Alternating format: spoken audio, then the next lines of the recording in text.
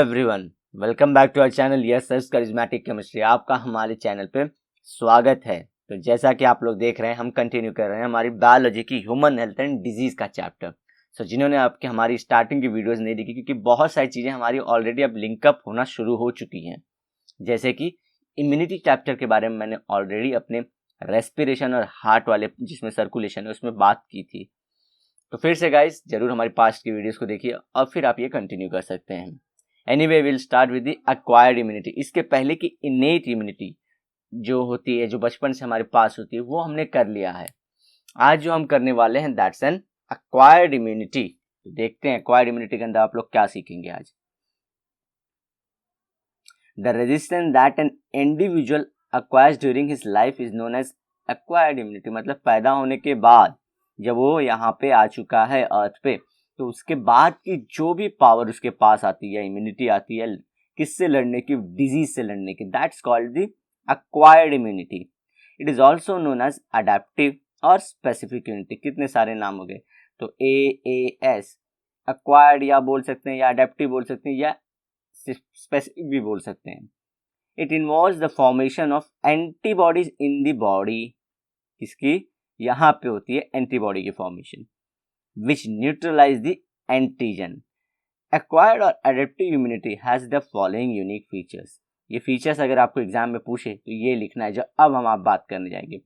ठीक है, किसी ने बोला था कि सर क्वेश्चन भी बताते जाइए हमें कि क्वेश्चन क्या आ सकते हैं, और बोर्ड्स के लिए भी और नीट के लिए भी। सो देखिए, नीट के लिए तो you have to prepare whole book.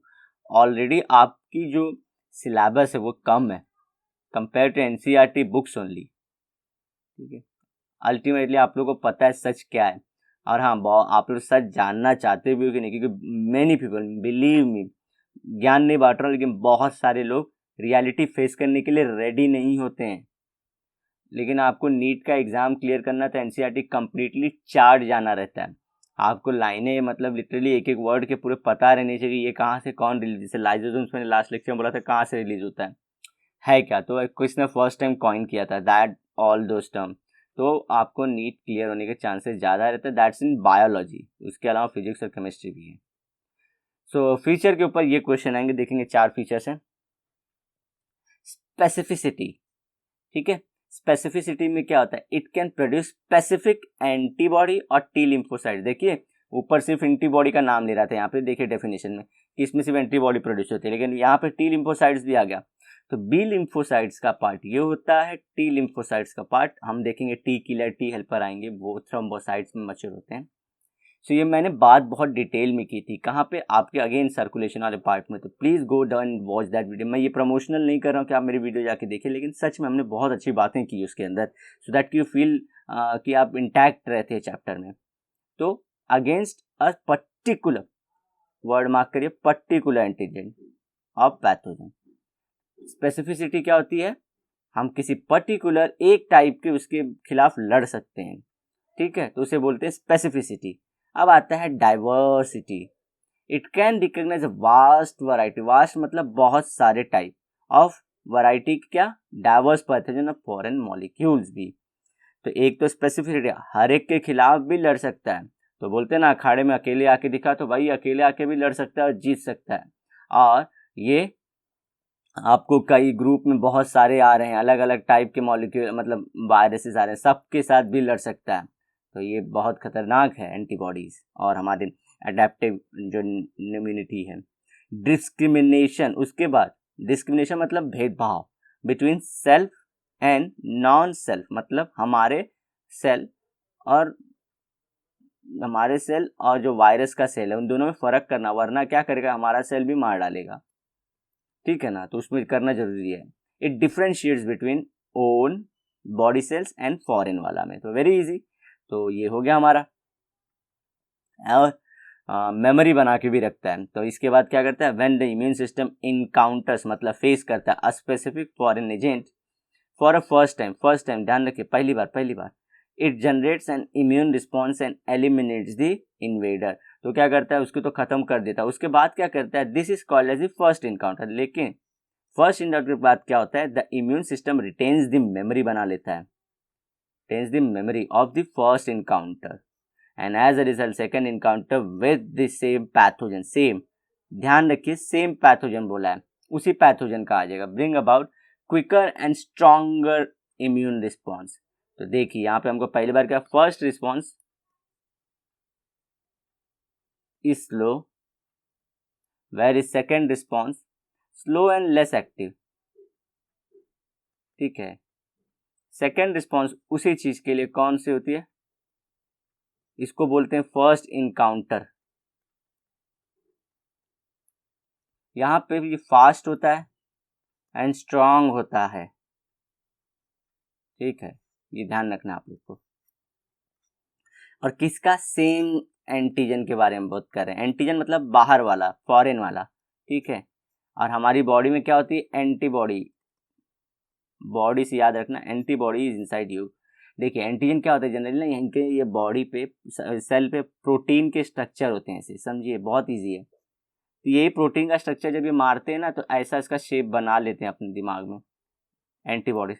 और ये मारने के बाद ये शेप रिटेन हो जाता है कि भाई ऐसे करके किसी एक वायरस का शेप है. देखिए कि ऐसे करके भाई इसका रखो, इसका क्या बनाते हैं, मोल्ड बना लेते हैं, सांचा बना लेते हैं. तो अगली बार जो वायरस आता है ना सीधा इसको इसके बीच में ही अटका देते हैं. एक दिन दिखाता हूँ इसका सरफेस. समझिए ये इसका प्रोटीन है, ये प्रोटीन रहता है. तो उसका देखिए ये प्रोटीन का एक स्ट्रक्चर बना लेते हैं ये लोग. अब ये फोर्थ, तो जब भी आएगा अगला वाला तो इसी के अंदर फिट होके मर जाएगा. तो ऐसे बहुत सारे बना के रखते हैं ये लोग. तो इसलिए सेकेंड रिस्पॉन्स फास्ट होता है और स्ट्रांग होता है. पहले पता करते हैं कि इसके पास कौन सा प्रोटीन है. ठीक है, चलिए आगे चलते हैं.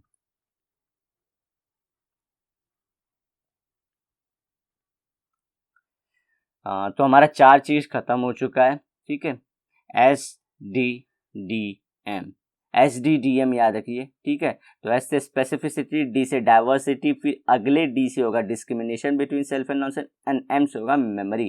ठीक है, सो DSDM भी याद कर सकते हैं, DM DSB कुछ भी करके आप लोग याद रखिए कि DM मतलब डिस्ट्रिक्ट मजिस्ट्रेट IAS ऑफिसर, आप लोग जानते ही हैं.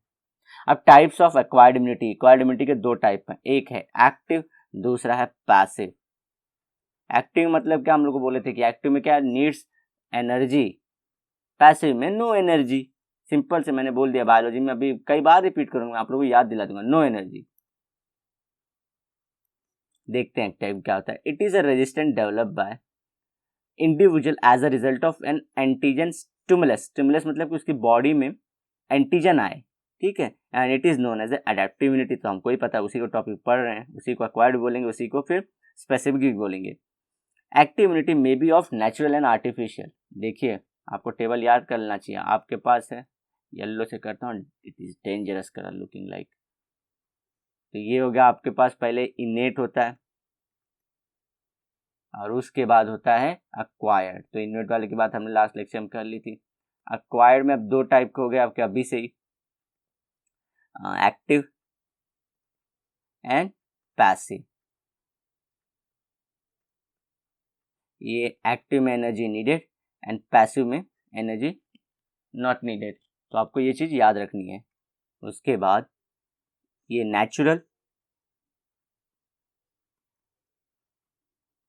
एंड आर्टिफिशियल में हो जाएगा.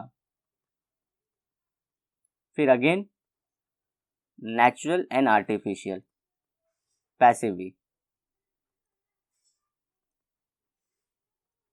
आपको इतना टेबल याद रखना है. देखिए यही इतना है. आप ये टेबल भी याद करके चले जाते एग्जाम में ना, आपके मार्क्स इजीली आ जाएंगे यार. बोर्ड में you don't have problem, like in scoring boards में आप इजी कर लोगे. Problem comes in NEET, where you have to know the details of everything. ठीक है, चलते हैं हमारे अब नेक्स्ट टॉपिक के ऊपर.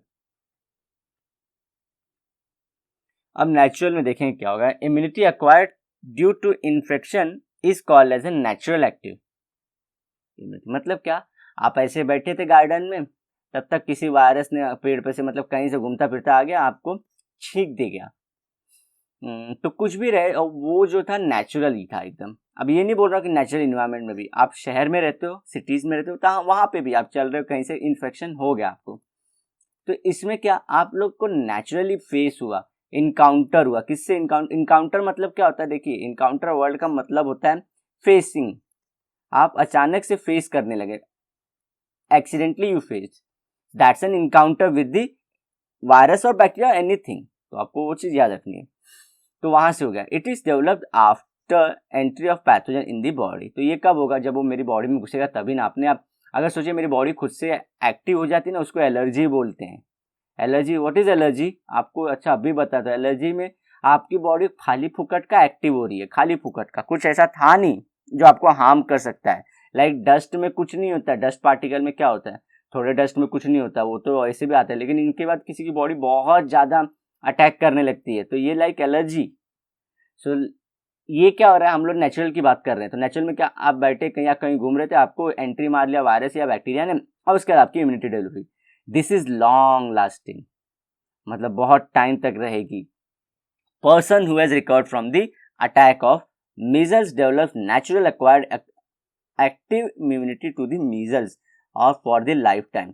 स्मॉल पॉक्स की बात हो रही है। मीजल्स क्या होते हैं? मतलब आपके शरीर पे जो वो रैशेज आ जाते हैं ना, वो दाने दाने दाने कलर, तो हम लोग बोलते हैं देवी आई है, देवी, दैट्स दी ओनली। तो एक बार जिसको जिंदगी में देवी आ गई ना, वापस नहीं आती। क्यों? क्योंकि जो मैंने लास्ट स्लाइड मालूम तो ऐसी मेमोरी बना लेता है वो, ये बनाया था मैंने कि उसका सांचा या ढांचा बना लेता है, मोल्ड बना लेता है उसका।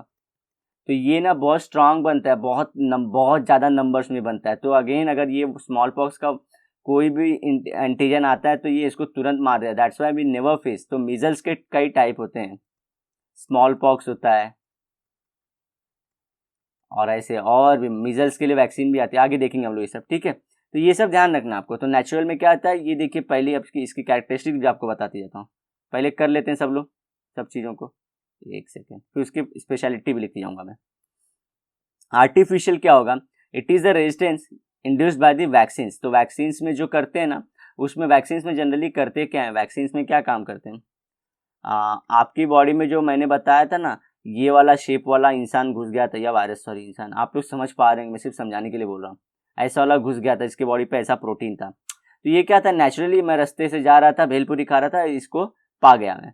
इसी तरह से क्या करता है ये ना, नेचुरली क्या करती है गवर्नमेंट करती है, इसको या तो हाफ किल कर देती है।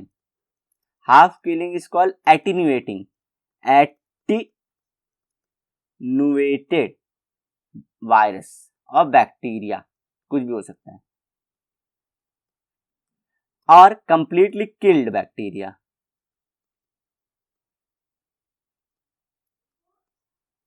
तो इसका क्या करते हैं गवर्नमेंट, इसको पहले तो लेस नंबर में और दूसरा ये प्रोसेस हाफ किल और कंप्लीटली किल करके आपकी बॉडी में डालते हैं।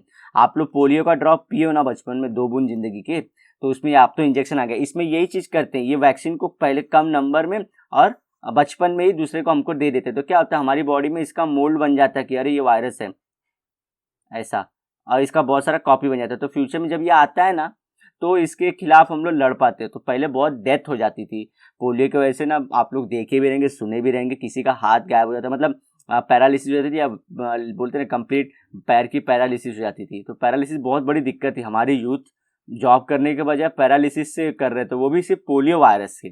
तो गवर्नमेंट क्या सोल्यूशन लेके आया कि भाई अभी 2 बूंद जिंदगी के प्रमोट करते हैं, सबको देते बचपन में ही, तो बड़े होते होते क्या रहेगा ये कम, मतलब इम्पैक्ट होता है, लेकिन क्या रहेगा ये अभी पैरालिसिस नहीं होगा, थोड़ा बुखार विखार आके ठीक हो जाएगा, बस सिंपल। तो इसको बोलते हैं वैक्सीनेशन। तो ये नेचुरली मेरी बॉडी में आया क्या? नहीं, बाहर से डाला ना, दैट्स एन आर्टिफिशियल, ध्यान रखिए। अब ये क्या होगा, अब देखिए अगर ये खुद से आता ना तो तोड़फोड़ ज्यादा करता। कौन? ये हमारा अगर वायरस खुद से आता ना, तो ये तोड़फोड़ बहुत करता खुद से। क्यों? कैसे तोड़फोड़ करता? केमिकल रिलीज करता बहुत सारे, वेपन अपना, इसका वेपन क्या है? केमिकल्स। तो हमारी बॉडी भी उस वेपन से बचने के लिए एक सिस्टम खड़ा करती है कि अरे अच्छा इसका पास ये वेपन है, अच्छा ये ऐसे भी करता है, तो ऐसे करके लॉन्ग बनाती है। लेकिन इस बार क्या कर दिया, इसको मार के भेजा मतलब क्या, ये वेपन चला ही नहीं पा रहा है अपने बहुत सारे, इसका सिर्फ शेप लिया है कि ये दिखता कैसा है, इसका फोटो खींच लिया ऐसे हमने, तो बस उससे लड़ने के लिए तैयारी की। तो हमने सैनिक लोग को बोल दिया कि ये जिधर भी देखे इसको मार डालो। अभी पहली बार क्या था, ये आ रहा था पूरा पावर वी और लेजर विजर बीम छोड़ रहा था। फॉर एग्जांपल आपके, मैं एनिमे की वैसे एग्जांपल ले रहा हूँ, एनिमे कार्टून्स के, तो वैसे था। तो आपको वो चीज़ याद रखना है। सो ये इसका लॉन्ग लास्टिंग किसका रहेगा, नेचुरल वाले का। एकदम कड़क आया था तो मत केमिकल छोड़ रहा था, तो हमारी बॉडी भी ना झेल नहीं पा रही थी, पहले बहुत लड़ी, उसका भी खून पसीना बहुत बड़ा, एंटीबॉडीज का खून पसीना बहुत बड़ा। फिर जो मेमोरी बनाई ना, उसने बोलता अरे भाई ये तो बहुत तुर्रम इंसान है, इसकी मेमोरी स्ट्रांग बनाते हैं।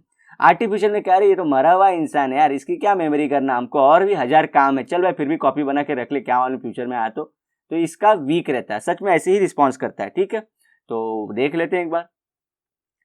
Vaccine is introduced in the body to stimulate the formation of antibodies by the immune system. Polio vaccine BCG. BCG is against TB. आप लोग कमेंट सेक्शन में मुझे BCG का फुल फॉर्म बताओगे और रिस्पॉन्स करिए गाइज आप लोग। और वॉच टाइम बहुत अच्छा जा रहा है, आपको फ्रैंकली बताओ, watch time is going very well.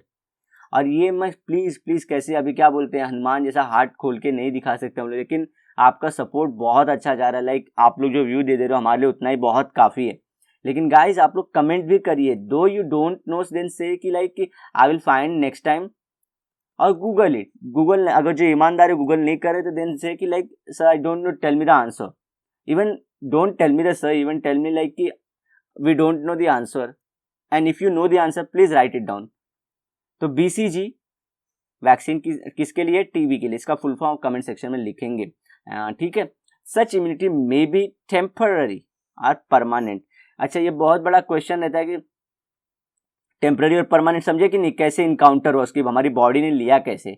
तो ये टेम्पररी क्यों फिनोमेना आता है, टेम्पररी फिनोमेना इसलिए आता है क्योंकि एक तो इसकी कॉपी बहुत कम बनती है, कॉपी बहुत कम। BCG के साथ एक बहुत बड़ा दिक्कत है, स्पेसिफिकली BCG बताए तो आप लोगों को थोड़ा एक्सेप्शन है, नहीं बताऊंगा तो किसे बताऊंगा।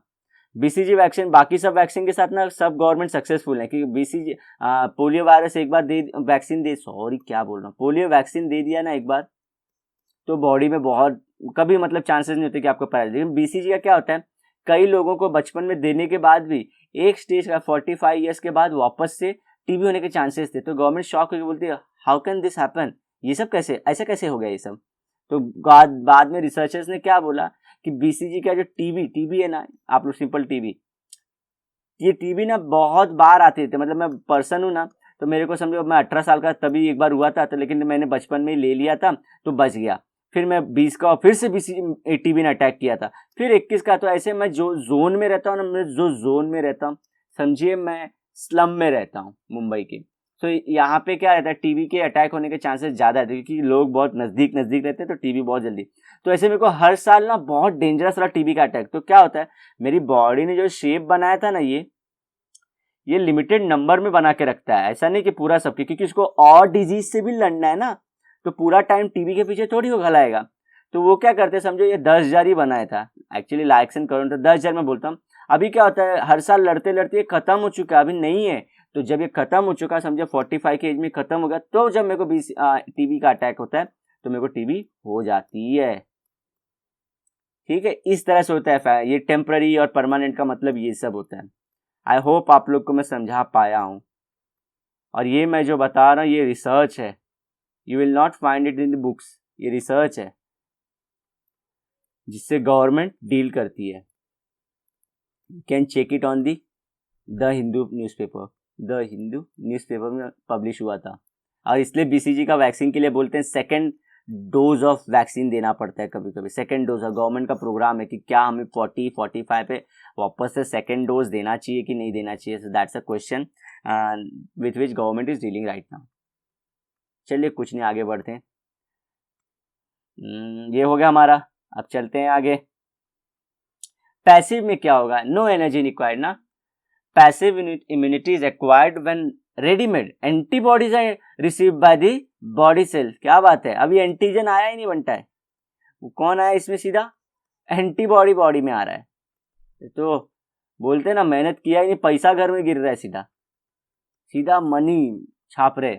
तो body cells do not take active part in the production of immunity, and passive immunity can be acquired either naturally और आर्टिफिशियली। ठीक है, तो हमने देखा था दोनों में था, एक्टिव में भी नेचुरली था, पैसिव में भी नेचुरल और artificial. Before birth maternal anti मतलब आपके मॉम से antibodies are transferred from mother to foetus, foetus मतलब छोटू बेबी पेट में, थ्रू प्लेसेंटा, प्लेसेंटा कैसे मॉम की बॉडी मालूम है वो कॉर्ड से अटैच रहती है छोटे बेबी से, वो पेट में, उसको प्लेसेंटा बोलते हैं।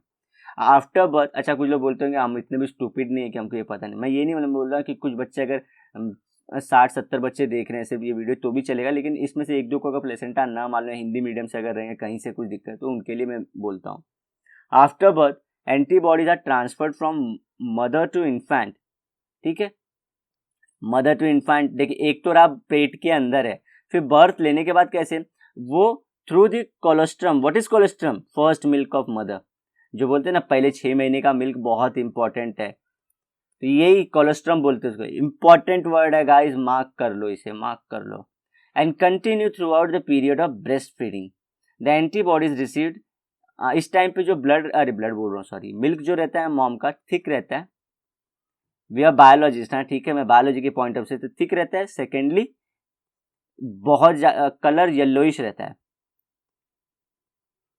इसलिए क्योंकि इसमें बहुत सारे एंटीबॉडीज होते हैं जो बॉडी को प्रोटेक्ट करते हैं फ्यूचर में हम लोग को। The antibodies received by the baby from the mother remain in the body for a short time, therefore natural acquired passive is short live. उल्टा हो गया, यहाँ पे जो हमारा एक्टिव था, यहाँ पे जो एक्टिव था, let me colour it with different colour, यहाँ पे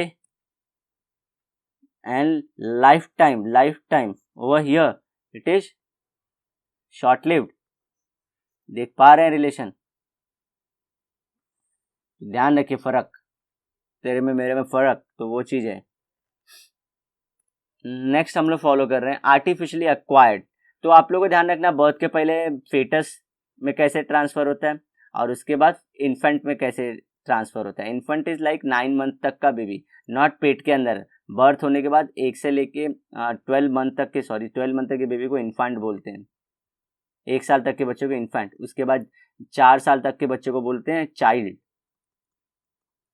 चलिए गवर्नमेंट का डेटा ये सब। नियोनाटल मतलब 9 मंथ तक का बेबी, सिर्फ एन से 9 याद रखिए, इन्फेंट से 12 तक महीने तक का, ठीक है, जान दीजिए। ये डॉक्टर्स को बहुत इंपॉर्टेंट होता है क्योंकि उनको उस हिसाब से मेडिकेशन देना होता है बेबीज को, क्योंकि बेबीज हमारे इंडिया में जो पैदा होते हैं ना, उनको प्रोटोजोन डिजीज की वजह से ना बहुत बार डायरिया की बीमारी होती है, तो डॉक्टर को बहुत कॉशियस रहना पड़ता है। सो आप लोग को मालूम है ऑब्जर्वेशन बेस्ड रहना होता है। डॉक्टर्स हुए wants to be a doctor, आपको ऑब्जर्वेशन बहुत करना पड़ता है। बहुत सारे सिंपल कॉजेज होते हैं बहुत सारी डिजीज के, लाइक बच्चे को डायरिया हो रहा है मतलब मिट्टी में तो कहीं खेल ही नहीं रहा है ना, तो वो सब पानी चेक करना पड़ता है। बॉयल पानी मतलब बॉयल पानी तो बच्चा नहीं पिएगा, तो माँ पी रही है कि नहीं, क्योंकि माँ को होने से बच्चे को होगा। तो ऐसे सिंपल फैक्ट्स रहते हैं जो डॉक्टर शॉर्ट आउट कर लेते हैं। आप समझ गए बर्थ के बाद कैसा रहता है, कोलेस्ट्रॉम रहता है, क्या किसको क्या बोलते हैं वो सब जान जाइए आप लोग। IgG करके ये है, वो सब जनरली ट्रांसफर होता है, एंटीबॉडी ये बताएंगे हम लोग आगे चल के। This immunity is developed by injecting previously prepared antibodies using serum from the humans और एनिमल्स। ये देख रहे हैं आप, कोविड के बीच में यही चीज़ हम लोग कोशिश कर रहे हैं कि प्लाज्मा में जो अगर एंटीबॉडीज किसी के बन गए ना, तो बोले आप लोग सुन रहे होंगे कि प्लाज्मा, दिल्ली में फर्स्ट आदमी ने प्लाज्मा डोनेट किया, अपना प्लाज्मा डोनेट, तो प्लाज्मा में एंटीबॉडीज हैं वो दे रहे हैं, तो वो क्या करेंगे लैब में उसका प्रोडक्शन बढ़ा के लोगों में डाल देंगे। एक सोल्यूशन ये भी देखा जा रहा है, और दूसरी सोल्यूशन गवर्नमेंट्स क्या देख रही है, ये वैक्सीनेशन का देख रहे हैं। तो आप लोग रिलेट करिए रियलिटी से, ठीक है। तो ये पार्ट हो गया हमारा।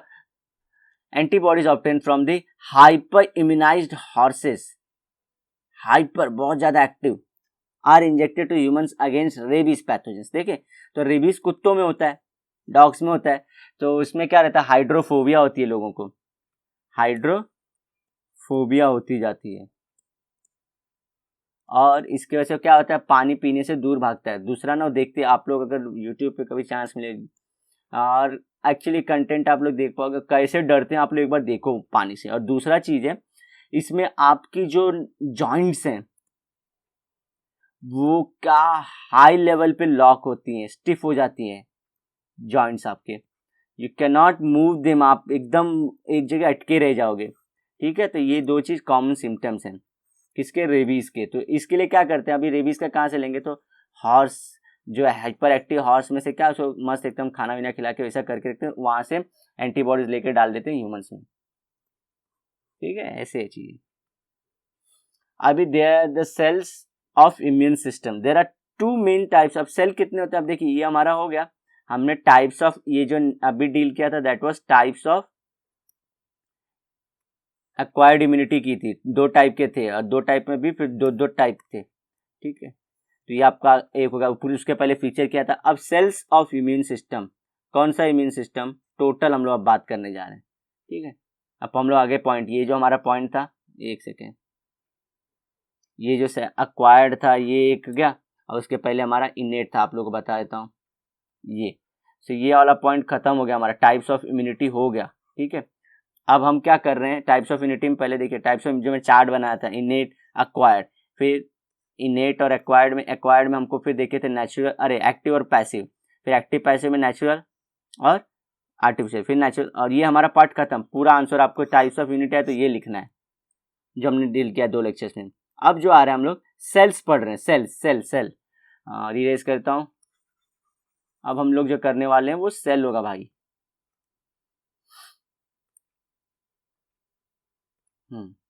There are 2 main types of cell involved in the working of immune system. They are lymphocytes and antigen presenting cells. Antigen present दोनों के फर्क बताया था। लिम्फोसाइट्स क्या रहते हैं, ये लोग, और उसके पहले भी और रहते हैं, WBCs के जो पार्ट है वो लोग भी काम करते हैं, लेकिन ये लिम्फोसाइट से सबको मिला जुला के एक साथ मिलाते हैं। एंटीजन प्रेजेंटिंग साइट क्या, ये लोग गिफ्ट लेके जाते हैं हमारे, ये एंटीजन को एज ए गिफ्ट लेके जाते हैं कि शिकार आया है, लीजिए आपका, जे दे कंसिडर एंटीजन लाइक मुर्गा, चिकन, कि खाने में आज चिकन है, जाओ खा लो, तो दे present, so that's why the name antigen presenting sales हैं, जो लेके जाते हैं उनका एंटीजन को, कि रुक तेरे को बताते हैं, रुक तेरे को, तो पकड़ के लेके जाते हैं, रुक तेरा आज गोश्त बनाएंगे, तो वैसे वाले सेल्स कौन से होते हैं, और एक लिम्फोसाइट्स जो किल करते हैं रियल में। So lymphocytes are the main cells, देखे यही मेन सेल्स हैं of the immune system. They like the other blood corpuscles arise from the stem cells. Stem cells 2 होते हैं आपके, एम्ब्रोलॉजिकल, अडल्ट।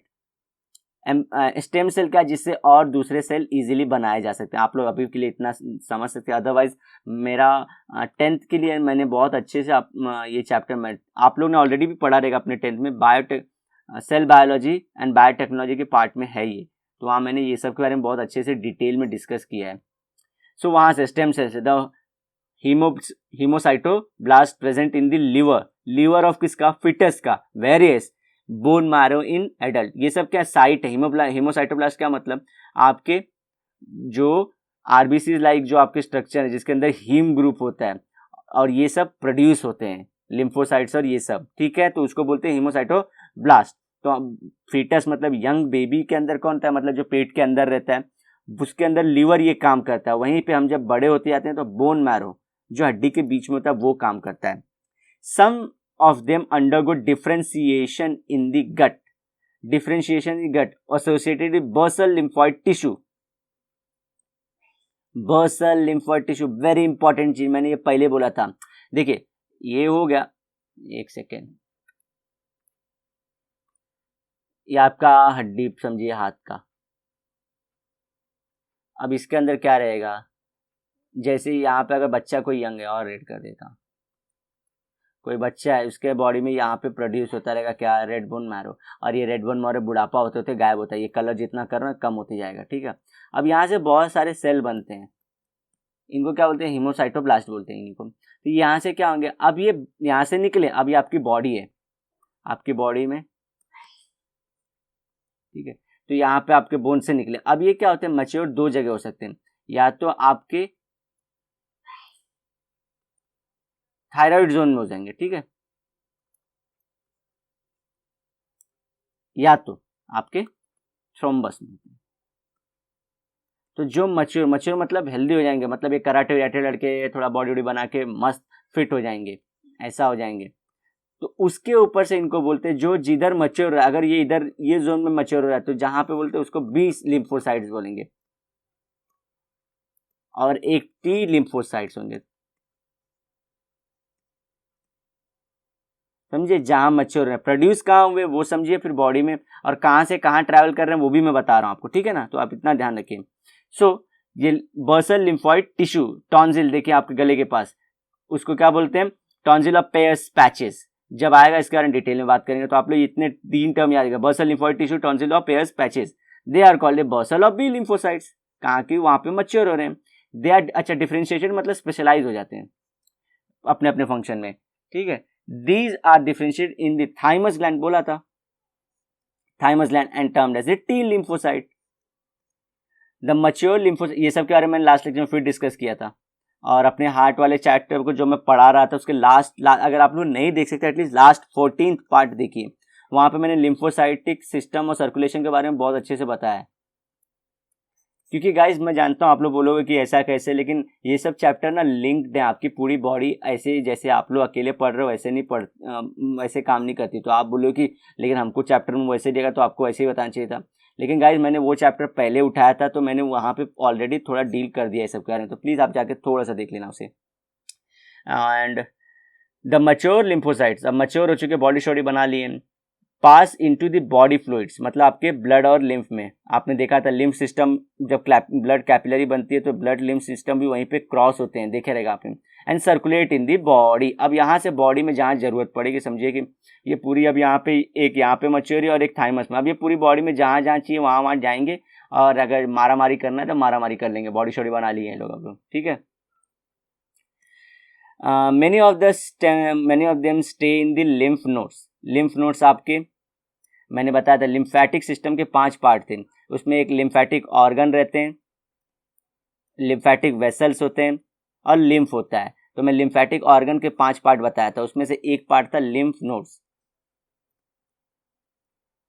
लिम्फ नोड्स का काम क्या होता है, ये वापस से रिचार्ज करते रहते हैं, जो ये सब प्रोड्यूस होते रहते हैं। देखिए the B lymphocytes and T lymphocytes form the humoral antibody mediated immune system, और एएमआईएस ध्यान रखेंगे सेल मीडिएटेड, कौन टी वाला सेल मीडिएटेड बनाएगा, cell mediated immune system CMIS. B से ध्यान रखेंगे एएमआईएस और टी से बनेगा सीएमआईएस रिस्पेक्टिवली। फिर से ड्रॉ करके बताता हूँ अलग अलग कलर से। बी लिम्फोसाइट बनाएगा आपका एंटीबॉडी मीडिएटेड इम्यून सिस्टम, वहीं पे आपका टी लिम्फोसाइट्स क्या बनाएगा, ये वाला लिम्फोसाइट टी लिम्फोसाइट्स, ये आपका बनाएगा सेल मीडिएटेड। आगे देखेंगे क्यों इसे सेल मीडिएटेड बोला गया, जैसे कि एंटीबॉडी बोला गया। एक तो पहले एक्शन कहाँ पे हो रहा है उसके लोकेशन के ऊपर है, और वे ऑफ एक्शन है, ठीक है, ये है, तो ये इनसे इनका नाम आया। तो हम चलते हैं आगे अपने पार्ट में। Both the immune system need antigen to come into action, दोनों की लेकिन जरूरत क्या है, ये इतना तो क्वेश्चन घुमा फिरा कर नहीं सोचना चाहिए आपको कि अब इसमें एंटीजन की जरूरत नहीं, खुद से ये लोग एक्टिव होते हैं, नहीं, एंटीजन आएगा तभी ये लोग बनेंगे। But they respond in difference way, तो वही बोला द वे, ये देखिए मैंने पहले लिखा था कि वे कैसे वो काम करते हैं।